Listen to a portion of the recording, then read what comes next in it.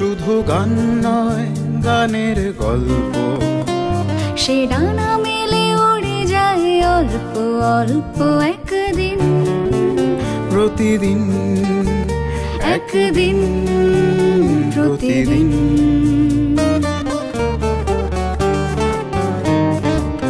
কেন সে গান গায় সে কথা অজানা, সে সর সন্ধির সন্ধিতে নিশানা। কেন সে গান গায় সে কথা অজানা, সে সর সন্ধির সন্ধিতে নিশানা। সে কাকে ডাকে কে মনে রাখে, আলো ছায়া মাখা হারানো দিন। সে শুধু গান নয়, প্রাণের স্পন্দন, যার কথা মালা হয়ে ওঠে চন্দন সুবাসে প্রতিদিন, একদিন প্রতিদিন।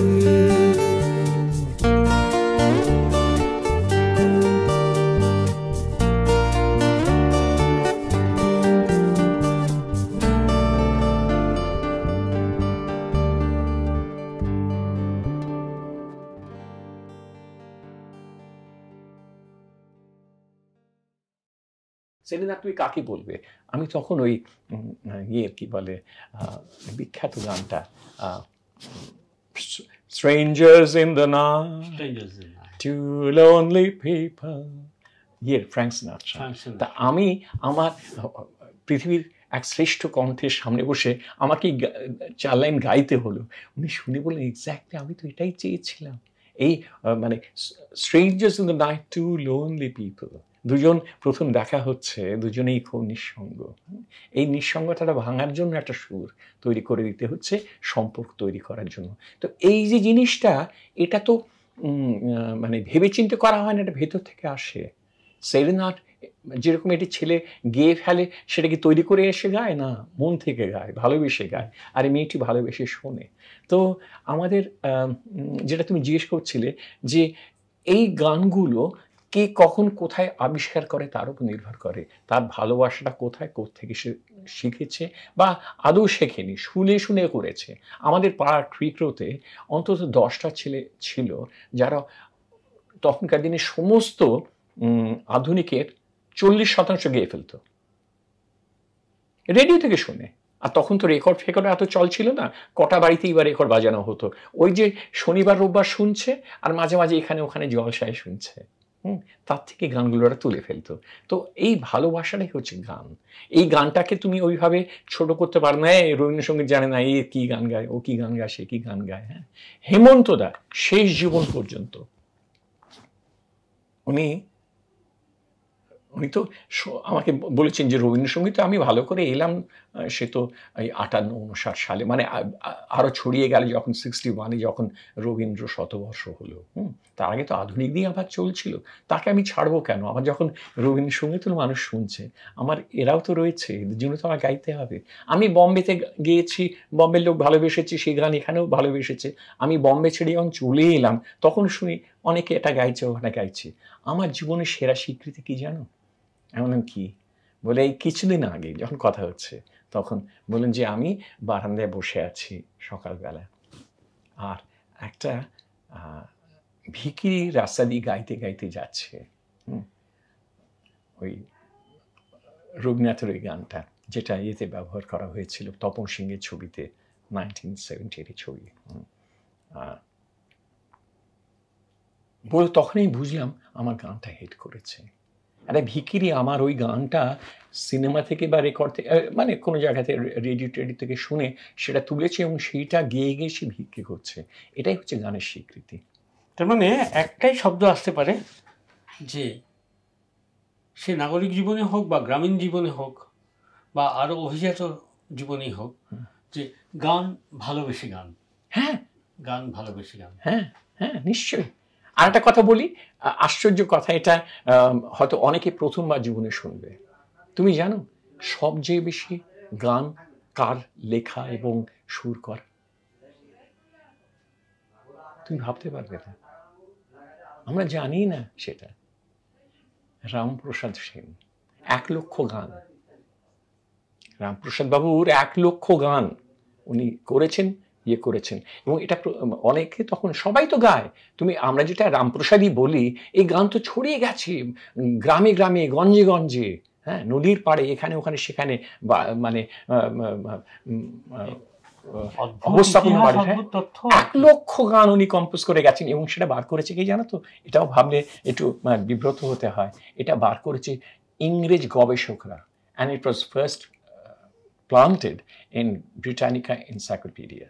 আমি এই আমার কালিকা পুরাণ লিখতে গিয়ে রামপ্রসাদ বাবুকে নিয়ে, রামবাবু বলছে, এটা বলা উচিত না, রামপ্রসাদ ঠাকুরকে নিয়ে যখন আমি লিখলাম, তখন যা যা পাচ্ছিলাম যেখান থেকে সব জোড়া করছি। সবচেয়ে আশ্চর্য খবরটা পেলাম এই ব্রিটানিকার এই তথ্য থেকে, যে এই লোকটি 1 লক্ষ গান করে গেছেন, যা পৃথিবীর আর কারোর দ্বারা হয়নি। এবং তাকে একটা মস্ত বড় স্বীকৃতি দিয়ে গেছেন আর একজন বিদেশিনী, কে জানো তো, সিস্টার নিবেদিতা।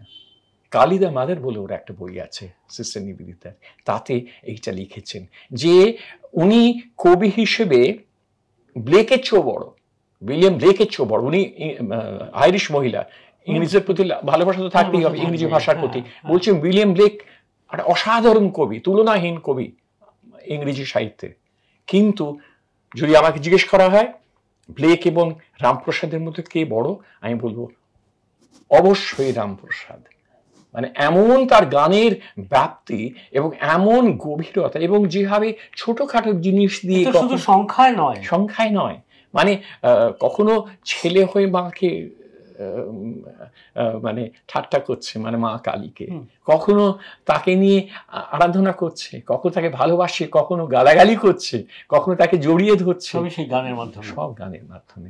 এই জিনিস আমাদের বাংলায় তৈরি হয়েছে বলেই কালী আজকে সমস্ত বাঙালির বাড়িতে বাড়িতে পূজিত হন, তার মাধ্যমে সেই গান।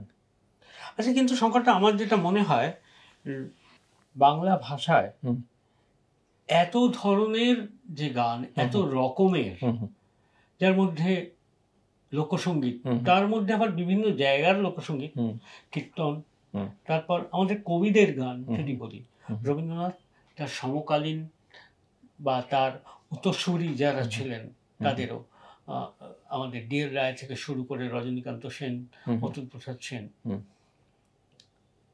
আধুনিক গান, তার পরবর্তীকালের আধুনিক গান, স্যাটার ধর্মী গান, লালচাঁদ বড়াল বা পুরাতনী যাকে বলা হয়, কিন্তু পদাবলী কীর্তন, তাও বাংলা ভাষায়, মানে বাংলা প্রচুর ভাষা ঢুকেছে তার মধ্যে। এত গান থাকা সত্ত্বেও, এবং রবীন্দ্র পরবর্তী যুগে অবশ্যই সলিল চৌধুরীর নাম, তারও পরবর্তী যুগে আরো আরো গায়ক, গীতিকার, সুরকার, সব মিলিয়ে তো একটা গান, শ্রোতা মিলিয়েও।